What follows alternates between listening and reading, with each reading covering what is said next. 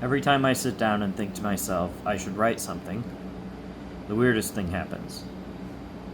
My brain goes into this blank mode. The words disappear. I have feelings and things I want to say. I know there's stuff inside that would like to be expressed. I'm not a broken person, not someone who has been destroyed by the world, in spite of the best efforts of the crowds. So why is it that when I try to speak in this way, the words become invisible? Maybe it really is the fact that I just medicated myself in a form more powerful than I ever used in the past. Or maybe it's just that it's late. Perhaps it's because I'm coming off of a sickness that had me unable to eat for nearly 3 full days. It could be all of these things. It could be none. I could just be out of words. And the thoughts are fleeting because they don't really matter. Maybe it really is the fact that I just medicated myself. In times past, I would have written a sermon on a night like this. It's true that when the message from God was that I was never alone, that resounded through the darkness like a steam whistle through fog. It turned the white open space in my mind into a deep purple smoke. And I heard it said to me, but not from another voice, it was my own. And I don't fight that because it makes perfect sense.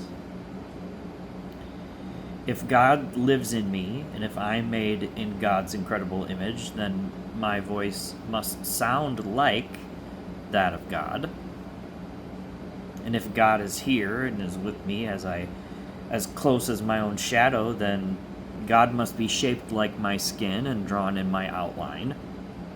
And if God is never so far away as I imagined, then the ways in which I communicate my needs and desires are exactly right for me, no matter how they occur or when I finally muster the courage to try asking questions.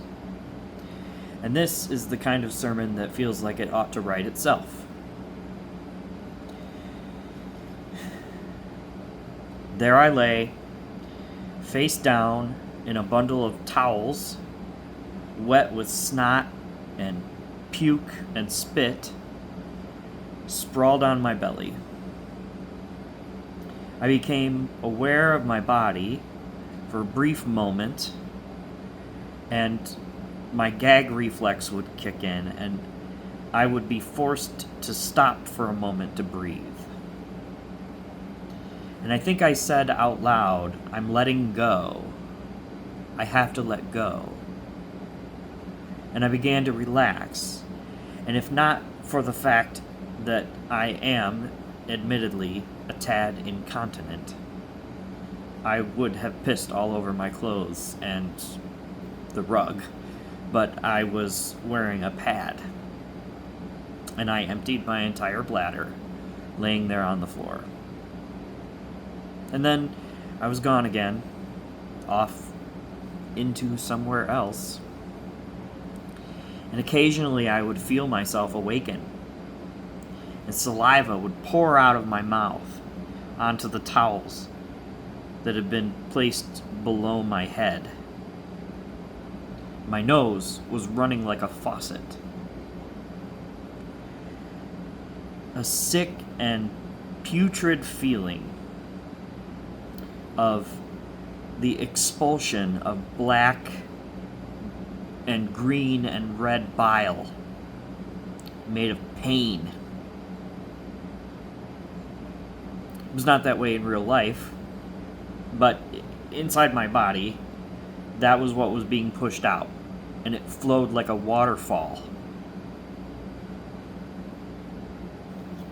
I would breathe in, and I could feel the flow of everything in my stomach and my brain and my asshole pour out through the holes in my face and onto the floor. and it felt like acid mixed with fury. I could feel it burning my tongue, and as I opened my mouth as wide as I could get it to go, I felt like a baby bird trying to be fed. And God would say to me, using the sound of my own voice, "It is necessary. I am done." I said out loud, "I am done," at least once. Things that came from deep inside first flew out with wretched force, causing me to strain and scream. At some point, I lay face down in the big metal bowl I had been given, mucus clinging to my face, and breathing heavily through my nose like a stabbed and slashed bull. And I lay there in my own bile. At some point, I asked, "Is this what happens when you die?" I think I even asked if I was still alive, but my memory is blurry at best. And I cussed out my therapist, telling him he was turning me into an atheist. And I asked, where has God been in all of this? Where is the love? I have been taught to see people as being godly images, but those people are too often the most hateful creatures imaginable. There has been love, but it was never enough to keep me from thinking that I might be better off just leaving it all behind. That this life, in this body, and in this mind, is too difficult to endure any longer.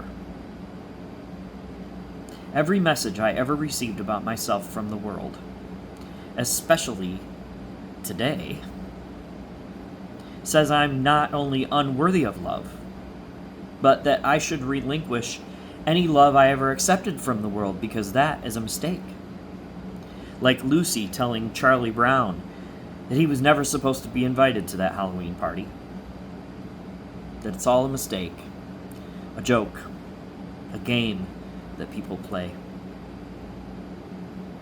Who can live inside a body and mind that aren't congruent? Who can live in a world that hates you because you are alive? Who can exist in a place where once you're dead, people will shit on your grave as an act of winning once more? Who can ever be in this place? And there came a point in the day when I became alert and I heard myself say, "No one needs a church." I do not know if I said anything before that or after it. That's just the only part I remember. Like a weird little mantra. But with the statement came the revelation that the Gospels were telling us all along what Jesus said about that. Jesus could insist that the temple could be torn down and raised again in 3 days, because the whole world is where God belongs. Wherever 2 or more of you are gathered in my name, I am there. When you pray, do it in a room by yourself. Thank God for everything that has been done for you and ask for God to help you to love more freely.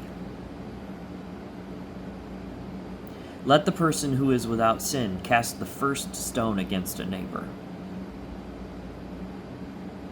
The people with the least to give are the wealthiest, because they have faith that can't be changed by anything, especially material wealth. Small children are the most open to learning about God because they can understand what it means to love without judgment. They live without judgment because they haven't learned to do it yet. So be like them. especially when you come before God to ask for forgiveness or for the things you need to live each day. God loved the world, and the proof is in the flowers and the birds, because they get everything they need without having to ask for it from anyone. Don't worry about getting what you want when you have everything you need right here. God has never been farther away than a moment of prayer in a quiet, private place. A moment of closed eyes with focus on what only God can show you in your mind. I truly wish I could remember more from the day, but I don't. And I'm glad I don't, because I was sick for hours, retching and gagging, while fear, pain, sadness, and grief poured out of my mouth and nose as though the end may never come. But when things began to subside, and I was able to sit upright again, more feelings about things I've endured in the past 48 years were ready to be discussed. I might not have grown as much perspective in that moment, but I was rid of more pain than I knew I had. I know where the pain used to be. It was hiding in every muscle fiber. And when it left, all that remained was physical pain. Every part of my body hurt to the touch.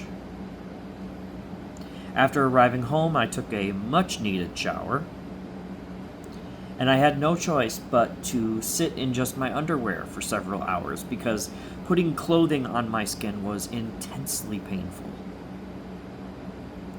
Even sitting was sometimes too much, but it hurt to stand or walk as well. I didn't sleep for a full 36 hours afterwards. The serotonin flood in my brain caused me to be so hyper alert that I couldn't even close my eyes. And I tried to rest, but I was still feeling sick, so each time I would relax, my gag reflex would go off again and I would feel like retching. Staying awake and doing something to occupy myself was my only option. And I didn't eat for days. My body seemed to live on old energy while I worked on recovery. More messages are coming. It's not a prediction. They're with me when I wake up. And my sleep is still such shit that there's a lot of waking up all night long. And God's voice kind of sounds like a neon sign interfering with a recorded version of my own voice. And yes, God's aura is purple. A deep, rich, royal purple. I've never been a color person in the sense that I pay attention to it. But God is purple when speaking to me. Perhaps that's so I can recognize that it's happening. But for now, my feelings that I understood the messages from Jesus have been confirmed. They are not difficult messages to understand. Only difficult messages to follow. Because it's not about obedience, but participation. Now, I won't ever do psilocybin therapy again. It was way too hard on my body to recover from it. But I'm grateful. It has already done a vast amount of work to help me to change something about my personhood. I wake up with these little peaceful reminders of how good my life is. And now, when the messages come, I'll be paying more attention. I have better ears to hear and eyes to see than I did before. Sorry I cussed at you, Mark. It wasn't personal.